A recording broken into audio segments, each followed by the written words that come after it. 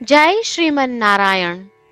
રામાનુજદાસ શ્રીમાન ગટ્ટુ વેણુગોપાલ સ્વામી દ્વારા વર્ણન કરેલ શ્રીમદ ભગવદ્ ગીતાનું ગુજરાતી ભાષાંતર હું આપને કહી રહી છું.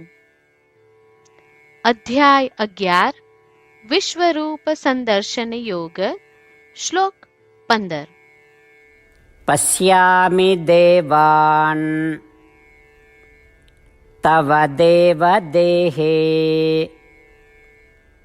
સર્વાન તથા ભૂત વિશેષ સંઘાન બ્રહ્માણમીશં કમલાસનસ્થં ઋષીંશ્ચ સર્વાન ઉરગાંશ્ચ દિવ્યાન. ઓમ. ગીતાચાર્ય શ્રી કૃષ્ણ પરમાત્મા અર્જુન સાથે આપણને બધાને વિશ્વરૂપ સંદર્શન યોગ શીખવી રહ્યા છે. અર્જુન શ્રી કૃષ્ણને પ્રાર્થના કરી રહ્યો છે, હે દેવોના દેવ, હે પરમેશ્વર, હે શ્રી કૃષ્ણ, તમારા દિવ્ય વિશ્વરૂપમાં હું સર્વે દેવતાઓને જોઉં છું. હું સમસ્ત જીવોના સમૂહને જોઉં છું. હું કમળના ફૂલ પર વિરાજમાન ચતુર્મુખી બ્રહ્માને જોઉં છું. હું તમારા આદેશનું પાલન કરતા શિવને પણ જોઉં છું. હે શ્રી કૃષ્ણ, હું તમારા દિવ્ય વિશ્વરૂપમાં સર્વે ઋષિઓ, દિવ્ય વાસુકી અને અન્ય સર્વે સર્પોને પણ જોઉં છું. આ પ્રમાણે અર્જુન તે સર્વ વિશેષતાઓનું વર્ણન કરી રહ્યો છે જે તે વિશ્વરૂપમાં જોઈ રહ્યો છે.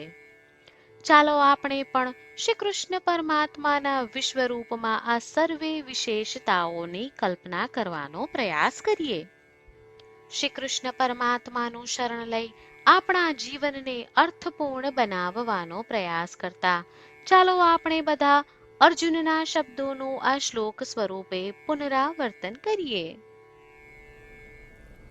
પશ્યામિ દેવાન તવ દેવ દેહે સર્વાન તથા ભૂત વિશેષ સંઘાન બ્રહ્માણમીશં કમલાસનસ્થં ઋષિં ચ સર્વાન ઉરગાંશ્ચ દિવ્યાન.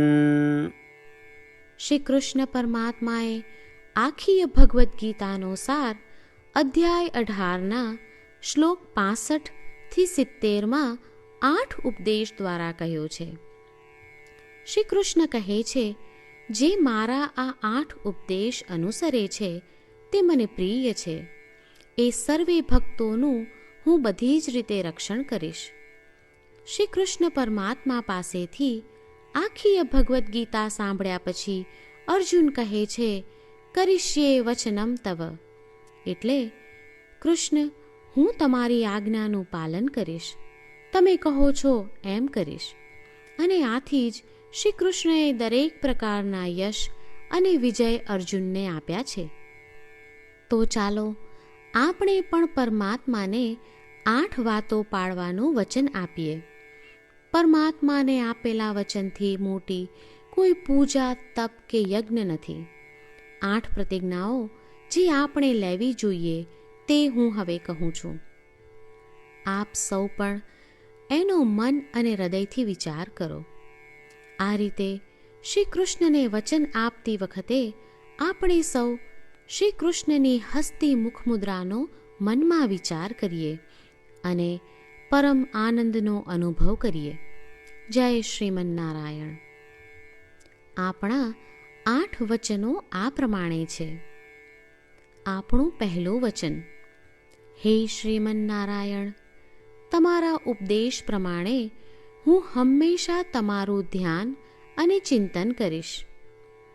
આપણું બીજું વચન, હે શ્રીમન નારાયણ, તમે કહ્યું છે તેમ હું સદાય તમારી ભક્ત રહીશ. આપણું ત્રીજું વચન, હે શ્રીમન નારાયણ, હું મારા કર્મો તમને સંતોષ થાય તેમ અને તમારી સેવા માટે કરીશ. આપણું ચોથું વચન. હે શ્રીમન્નારાયણ, તમે અનુસરવા કહ્યું છે તેમ મને પૂર્ણ શ્રદ્ધા છે કે હું તમારી છું.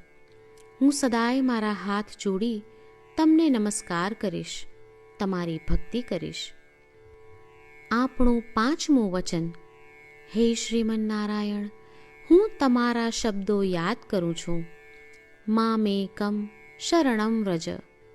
તમે તમારી શરણમાં આવવા કહ્યું છે. શ્રીમન્નારાયણ, હું માત્ર તમારા જ શરણમાં છું.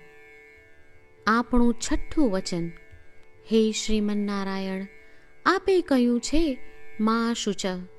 તમે અમને આશ્વાસન આપી શોક ન કરવા માટે કહ્યું છે, તો હું દુઃખી નહીં થાઉં, શોક નહીં કરું. આપણું સાતમું વચન.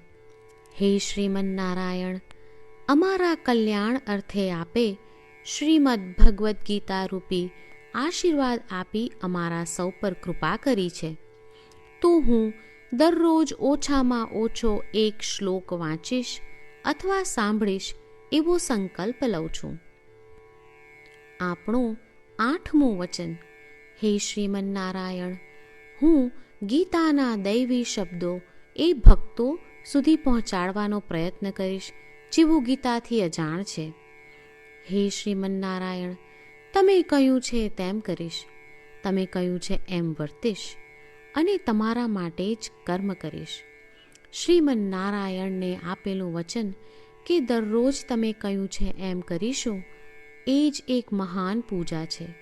તો ચાલો આપણે સૌ દ્રઢ શ્રદ્ધા સાથે પ્રભુ પાસે એક સંકલ્પ લઈએ.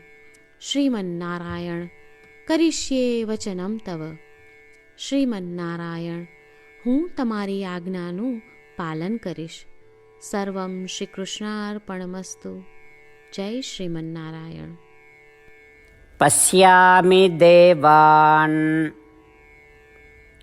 તવ દેવ દેહે સર્વાન તથા ભૂત વિશેષ સંઘાન બ્રહ્માણમીશં કમલાસનસ્થં ઋષીંશ્ચ સર્વાન ઉરગાંશ્ચ દિવ્યાન. ઓમ.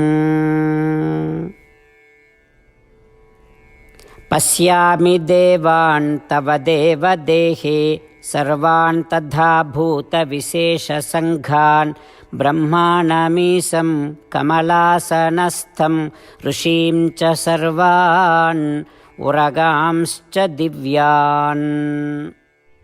જય શ્રીમન્નારાયણ. તમામ ભક્તોને ખાસ વિનંતી. આપણા જીવનની દરેક બાબતોમાં આપણે તાત્કાલિક અને અસરકારક પરિણામો ઈચ્છીએ છીએ. આ પ્રાપ્ત કરવા માટે ચાલો દરરોજ 1 મિનિટ ફાળવીએ અને નારાયણાસ્ત્રમ વાંચીએ.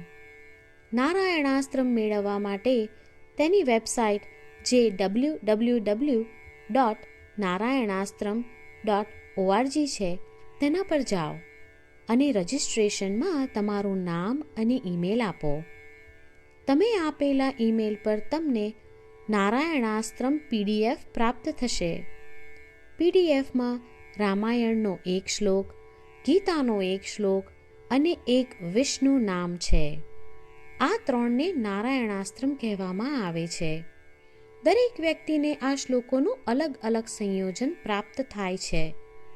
જ્યારે દરેક વ્યક્તિ 24,000 ભક્તો સાથે તેમના નારાયણાસ્ત્રમને દરરોજ વાંચે છે અથવા સાંભળે છે, ત્યારે સમગ્ર રામાયણનું 1 વાર પારાયણ, શ્રીમદ્ ભગવદ્ ગીતાનું 33 વાર પારાયણ અને વિષ્ણુ સહસ્ત્ર નામનું 24 વાર પારાયણ રોજ પૂર્ણ થાય છે.